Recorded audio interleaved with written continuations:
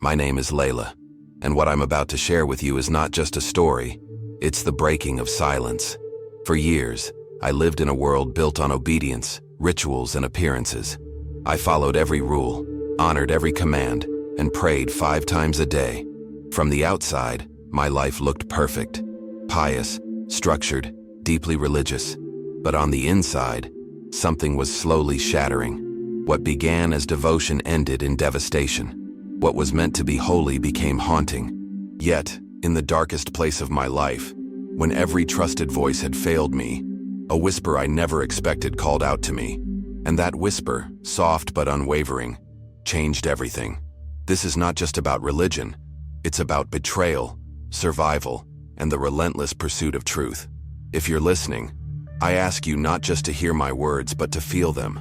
Because maybe, just maybe, they were meant for you too. I was born into a world where everything had an order. Prayers had their time, silence had its place, and questions were discouraged. From my earliest memories, I remember my mother's stern voice reminding me, "Obey, and you'll be safe." My father didn't say much, but when he did, his words were final. Religion wasn't just a belief in our household. It was identity, law, culture, fear, and comfort all tied together. We didn't simply follow Islam. We were Islam. Every movement, every fast, every word recited was more than devotion. It was survival. I used to wear my hijab like a badge of honor, thinking it protected me from sin, from shame, from the outside world. I memorized surahs to earn approval. I watched the adults, learned when to bow, when to speak, when to stay invisible. But something always felt fragile, like my soul was holding its breath, waiting for something I couldn't name. I didn't know it yet, but the thing I called faith was actually fear dressed in tradition. And that fear would come to define everything, until it didn't.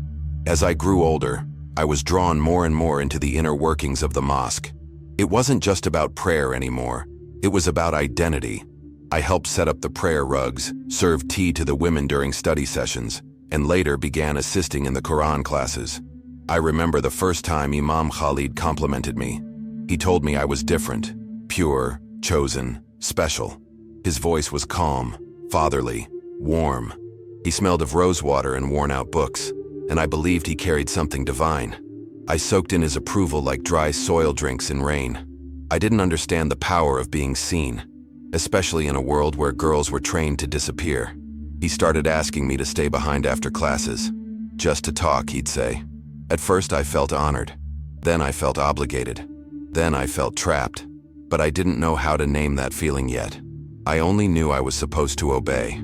One day the tone shifted. It was subtle, slow. His hands lingered longer. His words became quieter, heavier. He told me I was beautiful, and that Allah had given me beauty for a purpose, to serve those who led. He touched my scarf and whispered things I didn't fully understand, but that made my stomach twist. My instincts screamed, but my loyalty muzzled them. I was conditioned to trust religious authority. To question him was to question God. And who was I to question God? After all, wasn't obedience the highest form of righteousness? I told myself I was imagining it, that I was being dramatic, that I should be flattered. But late at night, I would stare at the ceiling, feeling hollow, confused, ashamed for reasons I couldn't explain. No one ever told me that abuse doesn't always scream. Sometimes it whispers, and I was drowning in silence. The night it happened is seared into my memory like a brand. It was during Ramadan. The mosque was mostly empty. He asked for help moving some supplies. I followed. Why wouldn't I? I had followed him for years, spiritually, emotionally, blindly. When the door clicked shut behind me, and he looked at me not as a student, not as a believer, but as a possession, my body froze. My mind split. He told me I belonged to Allah, but that Allah had given me to him. That line haunts me still. I screamed. I kicked. I ran. Blood ran down his forehead where my foot struck him. I ran like fire itself chased me, because in a way, it did. I didn't sleep that night. I curled up on my mattress, trembling, repeating, "God help me," again and again. I wanted to pretend it didn't happen, but pain is louder than denial. My body remembered even when my mouth refused to speak. After that, I stopped going to the mosque. My mother screamed at me for refusing to pray. My father threatened to send me away. They thought I had lost my mind. But how could I pray on the same rugs where I had been violated? How could I bow toward the same direction where he stood every Friday, praised and untouchable? I lived like a ghost. I ate little. I spoke less. And when I closed my eyes, I didn't dream. I relived. The click of the door, the weight of his stare, the smell of sweat and sacred things twisted together. I started to wonder, if this was faith, why did it feel like prison? If God loved me, why did his house feel like hell? One afternoon, I heard a voice on the radio, another woman, telling her story. She had walked away from Islam after dreaming of Jesus. I laughed bitterly. Jesus, I thought. That's just Western fairy tales. But something in me stirred. A crack opened. Not faith, not yet, but curiosity. And sometimes, that's all it takes. I started sneaking into the internet cafe when my parents were away. I typed in searches I never imagined I would. Ex-Muslim testimonies. Jesus in dreams. Is God more than rules? At first, I felt sick with guilt. But then, I felt something else. Relief. I read stories that echoed mine. Girls with hijabs and trauma. Men with wounds and silence. All of them saying the same thing. There is another way. There is love that heals, instead of controls. There is a God who doesn't demand, but rescues. I wasn't ready to believe, not yet, but I was ready to hope. One day, I met a woman named Hannah at a local spice shop. She looked at me and said, "There's sorrow in your eyes." I hadn't spoken to anyone about my pain, yet she saw me. The next day, she handed me a small black book, a Bible. "Don't fear the truth," she said. "It won't burn you. It will free you." For 2 days, I didn't open it. I hid it beneath my mattress like a criminal. If my parents found it, I wouldn't survive. But one night, the silence inside me was louder than the fear around me. I opened to the Gospel of John. I read the story of a woman about to be stoned for her sin, and Jesus, this man I had been taught to mock, stood before her accusers and said, "Let he who is without sin cast the first stone." I wept, not because I felt guilty, but because for the first time, I saw holiness that didn't crush, but defended. That night, I had my first dream. I was in the mosque, but it was burning. Smoke choked the air. I fell to my knees. Then someone lifted me. I couldn't see his face, only his scarred hands. He whispered one word, "Come." I woke up breathless, sweating, shaking, but I also woke up awake. For the first time in years, the dreams didn't stop. Every night, he came. The man with the white robe, the scarred hands, and the voice that never shouted, only whispered, "Come." I tried to rationalize it. Trauma, maybe. My mind breaking under pressure. But each night the message grew clearer. Each time, his presence felt more real than the life I lived by day. Finally, I broke. One night, I fell to my knees in my room, trembling with fear and hope all at once. "Jesus," I whispered, "if you are real, show me." That night, the dream changed. I stood in front of a crowd, my parents, neighbors, the imam. They threw stones, they called me a traitor. But he stepped in front of me, arms outstretched. The stones hit him instead. Blood poured down his face, and through it all he looked at me and said, "You are mine." I woke up sobbing, not from fear, from hope. The next morning I ran to Hannah. "How do I follow him?" I asked, tears in my eyes. She smiled like she had been waiting for that question. "Just say yes," she said. So I did. In the back room of her store, with dust in the corners and sunlight breaking through a torn curtain, I said the most dangerous, beautiful words I've ever spoken. "Jesus, I believe you are the Son of God. Take my heart. I am yours." No lightning, no thunder, no angels singing, just silence. And then, a breaking. Inside me, like chains falling to the floor. I didn't yet know the cost of that prayer, but I knew this. I had found something worth losing everything for, and deep down, I suspected I would. I walked home that day with a quiet flame in my chest, but flames attract storms, and mine came quickly. I thought I had time to learn, to grow slowly into this new faith, but time was a luxury I didn't have. My mother found the Bible 2 days later while changing my sheets. She screamed as if she'd found a snake. My father came running. They stormed into my room, the book clutched in her hand like a weapon. "What is this filth?" he shouted. I stood, shaking, heart pounding, and said what I had to say. "It's mine." The slap landed before I could finish the sentence. The kick to my ribs followed. "You've cursed this house," he yelled. "Burn it." I couldn't. I whispered, "I believe." That night, they locked me in my room with no food, no water, only voices outside the door saying I needed to be stoned. That night, I didn't face Mecca. I didn't speak in Arabic. I knelt on the bruised floor and whispered, "Jesus, I chose you. If this is what it costs, I'm not afraid." No light came, no dream, just silence, heavy, thick, suffocating. But even in that silence, I felt seen, like someone was listening. Then I heard something, a scratch at the window, a shadow, a whisper. "Layla, get up." It was Hannah's son. She had sent him, a ladder, a scarf, no questions.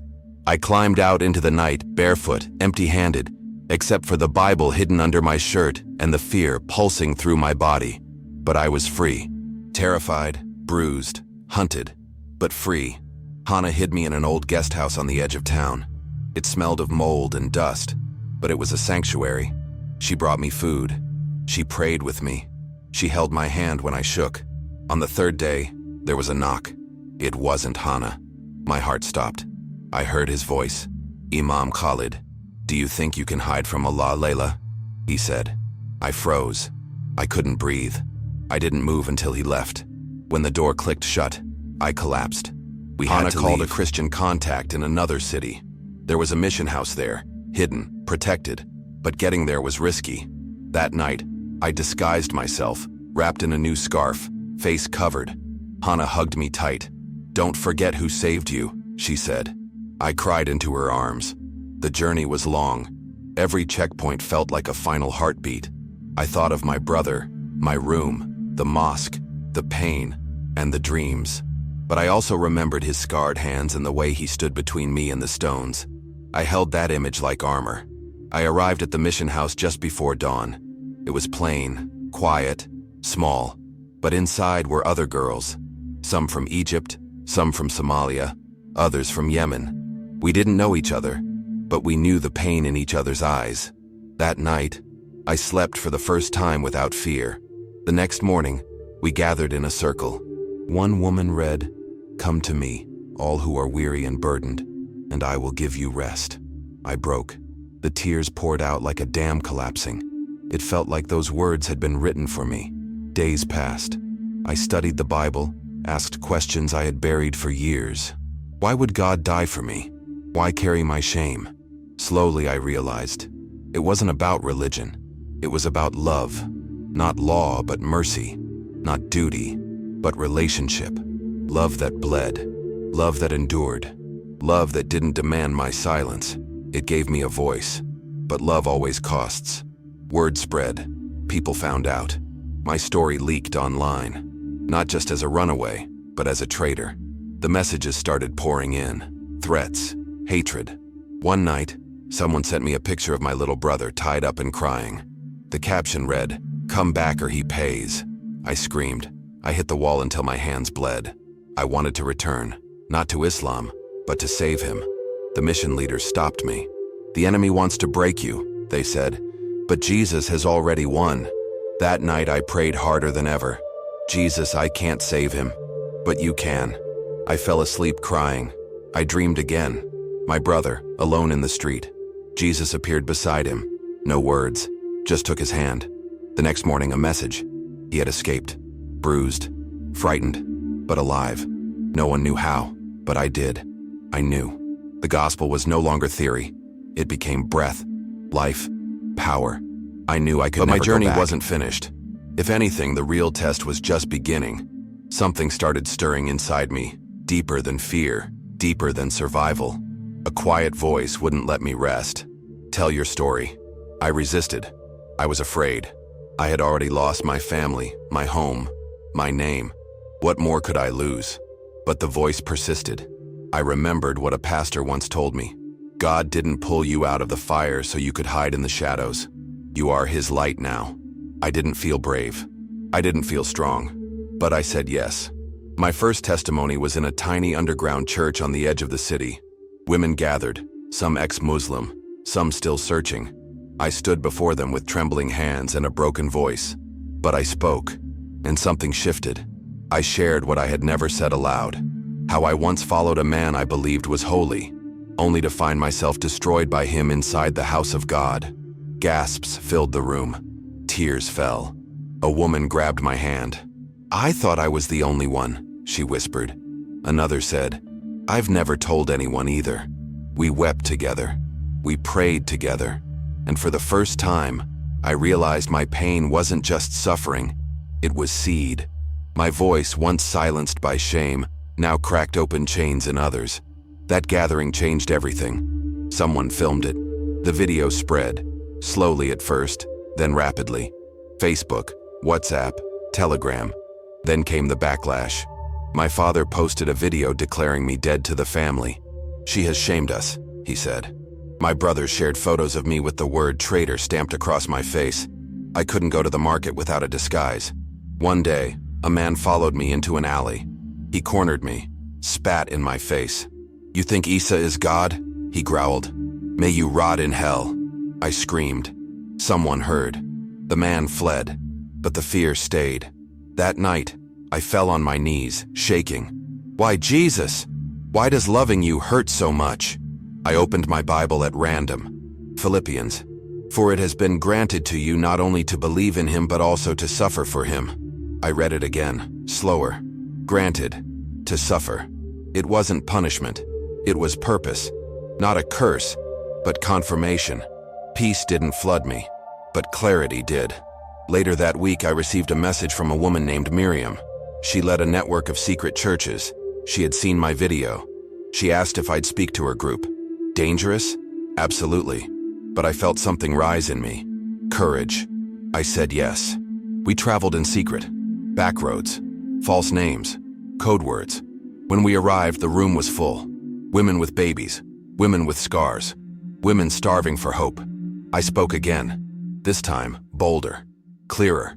I told them everything. What the Imam did. What Jesus did. How he found me. Carried me. Gave me new life. A teenage girl stood up, trembling. "He attacked me too," she said. "I never told anyone. I thought I'd go to hell if I spoke." That night, 4 women gave their lives to Jesus. We cried. We worshipped in whispers. But the enemy listens. The next morning, someone reported the gathering. 2 women were arrested. I escaped by seconds. We scattered into the shadows like dust in the wind. Some hid in the mountains. Others fled with help. I changed houses again. Another name. Another scarf. I was exhausted. But something inside me had changed. I had tasted eternity. No prison, no threat, no imam could take that from me. I knew I couldn't go silent again. So I began recording my story, not just in churches but online. I changed my voice. I blurred my face. I uploaded my first video. Then another. Then another. I told the world how I once bowed 5 times a day, memorized surahs, trusted my imam with everything, and how that same man tried to break me. I told them about Jesus, not with rules, but with mercy, how he found me in darkness and gave me light. Slowly, then suddenly, the videos spread. Thousands watched, then millions. Messages poured in from Morocco, Turkey, Pakistan, Nigeria, Sudan. Girls wrote, "I saw you in my dream last night. I feel trapped too. How do I find Jesus?" Some whispered stories of abuse by uncles, teachers, imams. I cried reading every message. I couldn't save them all, but I could answer. I could listen. My pain became a sword, not to wound, but to cut lies at the root. And the more I spoke, the more I saw it. God was turning what was meant for evil into redemption. But the enemy doesn't surrender. A fatwa was issued. A price was placed on my head. I had to move again. New country, new identity, new language. But I was no longer afraid, because the girl who lived in silence and shame, she had died. Now every time I spoke, every time I told the truth, the darkness trembled. Then one night, I received a message that broke me in a different way. It was from Imam Khalid's wife. "I saw your videos," she wrote. "I didn't want to believe you, but I knew. I've seen what he's done, not just to you, to many. Even our niece, I'm leaving him. I want to know the Jesus you talk about." I collapsed to the floor, sobbing, not out of fear, but awe. God was reaching places I never could. Light was cracking through the thickest walls. If you've made it this far, I want you to know something. I see you. Maybe not with my eyes, but with my heart. Maybe your story doesn't match mine exactly. Maybe no one ever laid a hand on you. But maybe the silence, the fear, the pressure to obey without questioning, that part feels familiar. Maybe you've spent years trying to be perfect, to earn love, to find God in rules that only left you empty. Or maybe you're just beginning to wonder if there's more. If that's you, I want to speak directly to your heart. You are not alone. You are not forgotten. You are not cursed. There is a Savior who does not demand perfection. He offers love. He doesn't scream commands. He whispers, "Come to me." If you feel that stirring deep inside, the one I once felt when I heard a woman tell her story on the radio, don't ignore it. Follow it. Let your curiosity lead you to truth. Let your questions breathe. Say it out loud in your own words, in your own language. "Jesus, if you are real, show me who you are." You don't need a perfect prayer. You just need a willing heart. If you're tired of pretending, of performing, of hiding, then take the risk that changed everything for me. Open a Bible. Start with the Gospel of John. Ask the hard questions. And if you have nowhere else to go, come back here. This space is for you, for truth seekers, for survivors, for the broken and brave. Subscribe to this channel, not for me, but for every story that still hasn't been told. For every girl still locked in her room with 1,000 questions and no one to hear them. For every boy who wonders if doubting what he sees is already betrayal. Subscribe because this is more than a channel. It's a growing family of people who dared to hope there was something beyond fear. Share this video with someone who needs it. A sister, a cousin, a friend. Someone who's still too afraid to speak but is dying to be heard. You never know what one story can do. You never know how one voice can break chains. Be that voice. Use your pain. Use your story. Use your faith. And do not stop. To every woman watching this who feels voiceless, I was you. To every man watching this who hides behind rituals but aches inside, I see you. To the secret believers, the silent questioners, the wanderers searching for home, this is your invitation. You don't have to stay in the shadows. You don't have to prove your worth. You are already seen, already wanted, already loved by a God who bled for you. His name is Jesus, and he is worth everything. Not because the path is easy, but because the truth is freeing. Not because the cost is small, but because the reward is eternal. Let go of fear. Let go of shame. Walk into the light. You won't regret it. Before I go, I want to leave you with this. No matter where you are, no matter how far you've wandered, no matter what you've done or what's been done to you, Jesus sees you. He knows your name. He calls you daughter. He calls you son. He is not waiting for you to clean yourself up or say the right words. He's waiting for your yes. And when you give it, he will meet you right where you are. In your questions, in your confusion, in your pain, just like he met me. So say it, out loud, right now. Jesus, I want to know you. That sentence could change your entire eternity. And if you've already said yes to him, keep going. Don't hide your light. Someone needs your voice. Someone needs your courage. Someone needs to hear that freedom is possible and that it's real. Be the reason someone else takes that first step. And never forget, your pain has purpose, your story has power, and your voice can be a spark in someone else's darkness. Thank you for listening. But more than that, thank you for opening your heart. I may never meet you face to face. I may never hear your voice, but I feel your presence. I carry you in my prayers, and I believe that the same freedom, the same mercy, the same love that found me will find you too. Stay brave, stay open, and wherever your journey leads, remember, Jesus sees you, Jesus knows you, and Jesus is worth it all. I'll see you in the next video. Until then, walk in truth, walk in courage, and never walk alone.